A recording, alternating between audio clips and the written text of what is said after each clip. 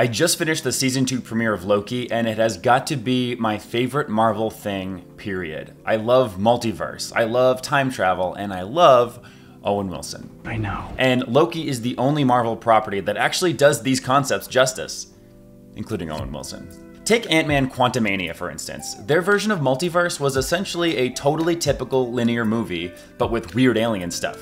To be fair, some of the alien stuff was cool and creative, but in the end it was very typical. Doctor Strange and the Multiverse of Madness admittedly did it better than Ant-Man, but their multiverse felt shallow.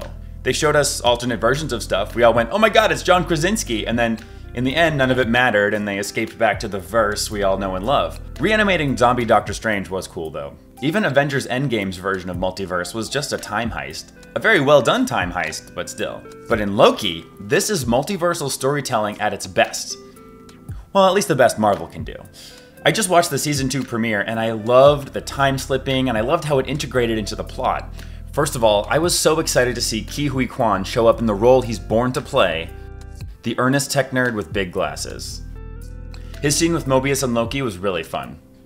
Watching Loki time slip into the past and talk to the past version of OB, who then suddenly remembers things in the future, that was a fun scene. Sure, the time slipping got more and more convenient as the episode progressed, but still, I liked it. But even more than really good multiversal storytelling, there's one thing that makes it better than most new Marvel properties: the casting.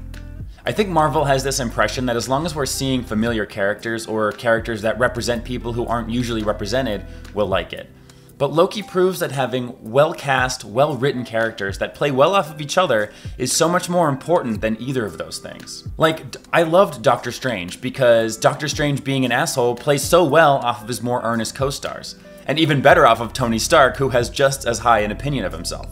And Tony Stark plays so well off of Captain America because there's a clear mismatch of morals. I was so disappointed in Doctor Strange 2 when he didn't tell off America Chavez once. She said some dumb shit that if they were actually writing Doctor Strange as Doctor Strange, he would have had something to say about.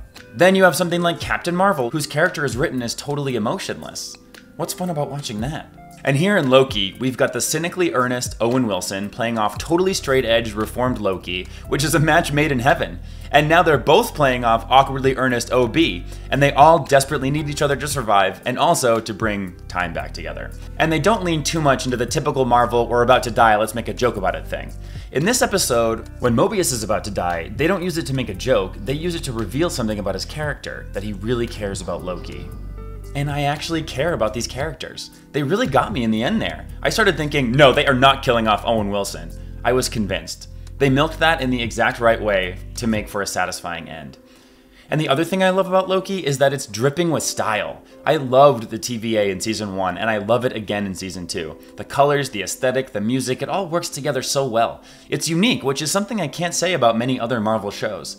Also, it has a mystery about it that's reminiscent of Lost. I mean, back in season 1, the whole freaking TVA was a mystery, and I could not wait to finally meet the Timekeepers, especially since I remember them from the comics. But it's not all good. If I'm remembering the last season correctly, it did lose a bit of steam in the middle, and I hate to say it, but female Loki is just like a black hole of charisma. Loki and Mobius are so fun to watch, but Loki and Sylvie? Pass. The more Sylvie, the less I cared, and it comes down to what I mentioned about characterization. Casting is so important, and I can't think of why they cast her, or wrote her in the way they did. You can't have two extremely earnest people traveling together just being earnest at each other. Someone has got to be the Mobius. But the latter half of season 1 was not without fun.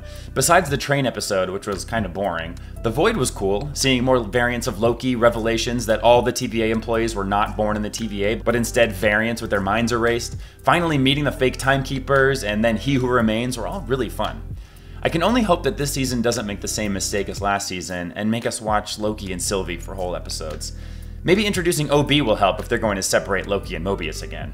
Overall, Loki feels like it has a creative team that is free to really explore ideas and be creative. It doesn't feel like it's dripping with notes from Kevin Feige. Characters really play well off of each other, and I hope people watch and it does well so that Marvel will take notes, and maybe our timeline could see a resurgence of Marvel soon.